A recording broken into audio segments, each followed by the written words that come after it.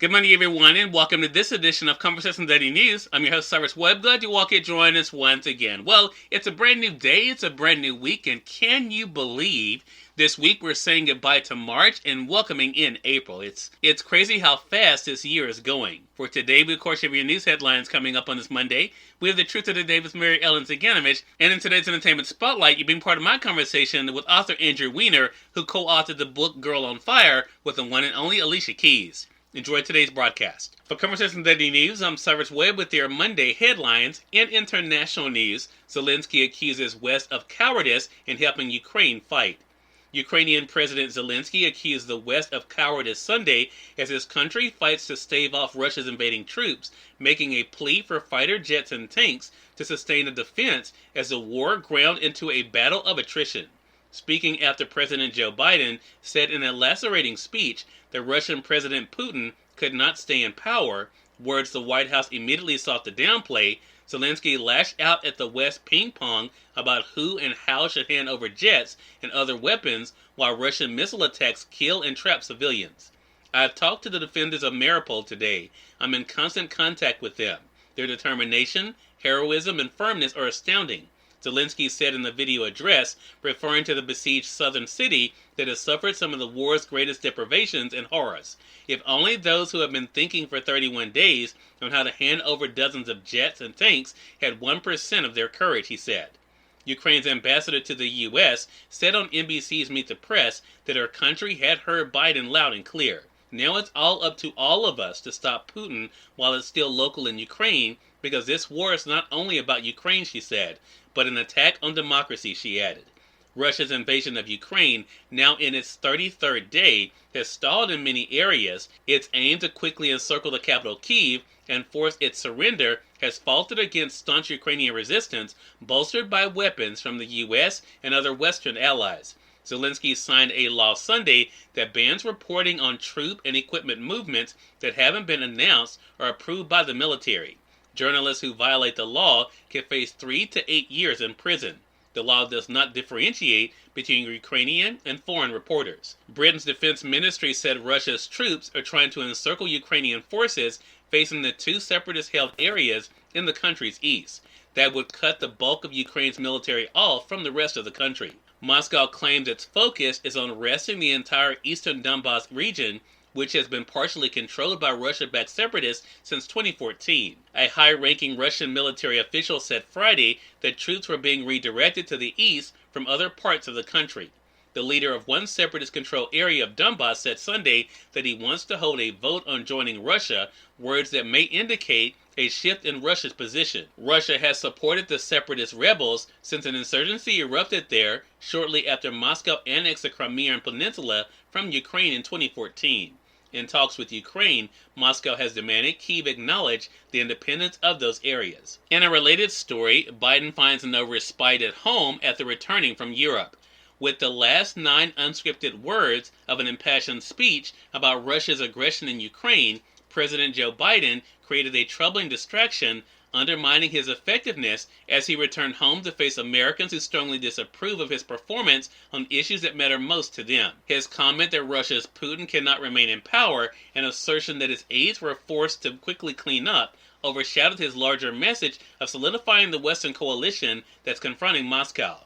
It punctuated another frustrating moment for an administration that struggled to regain its footing and the Americans' electoral support in the face of an ongoing pandemic, escalating inflation, and an increasingly complicated foreign policy crisis that raises the specter of nuclear conflict. In more national news, Blinken reassures allies ahead of possible Iran deal.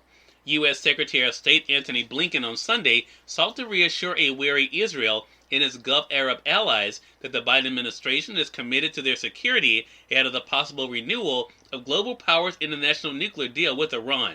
Blinken made the comments shortly before joining his counterparts from Israel and 4 Arab countries at a special gathering where the Iranian nuclear deal was expected to top the agenda. In more national news, High Court gives Biden win for now in Navy vaccine case.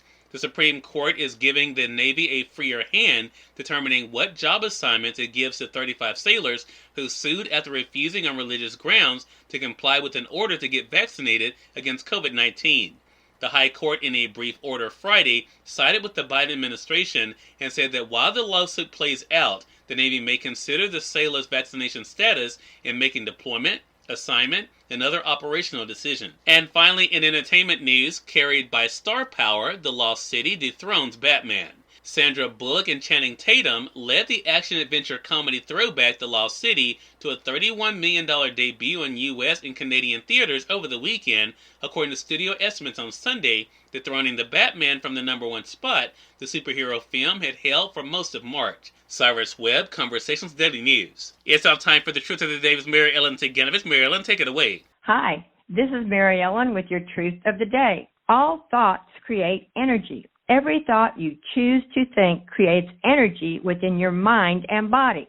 Prayers are positive thoughts given to God to create a desired outcome. When you worry, you create negative thoughts, which creates negative energy within your body and can deplete your energy altogether. Begin to become aware of your mind to focus your thoughts on what you want to create in your life. Negative thoughts give energy to things in your life you do not want. Why waste your time creating anything in your life you don't want? Positive thoughts and affirmations create positive energy, bringing into your life what you do want. Today, gather positive thoughts to create the life you want and should be living. As you go about to, enjoy the day. Andrew Weiner is featured in today's Entertainment Spotlight. We're here on Conversations Daily News. For Conversations Daily News, I'm Cyrus Webb with the Entertainment Spotlight. Author Andrew Weiner joined me on Conversations Live, the radio show, to talk about the new book, Girl on Fire, written with Alicia Keys. Here's a bit of our conversation. So, Andrew, I want to first of all talk about the success of the book. I mean, of course, we've been seeing it everywhere. Literally, my friends in New York have sent me pictures of even it being featured on billboards. I mean, what has it been like for you to see the way that people are responding to Girl on Fire? I mean, it's kind of surreal. It's amazing, and it's all credit to Alicia Keys, my co-author.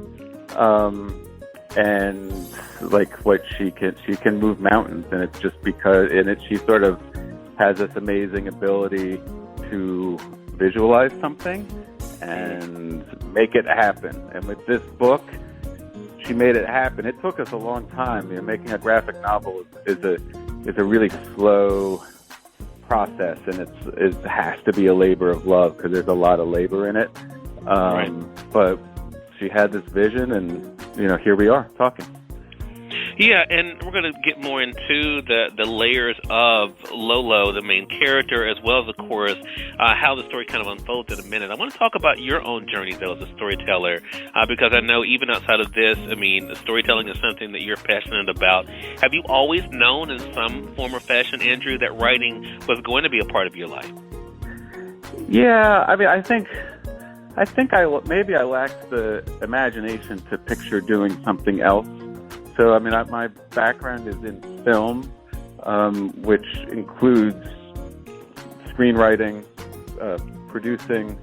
I came up working for production companies and film studios, and then I transitioned into real filmmaking, producing movies, also writing and directing. Cyrus Webb, Conversations Daily News.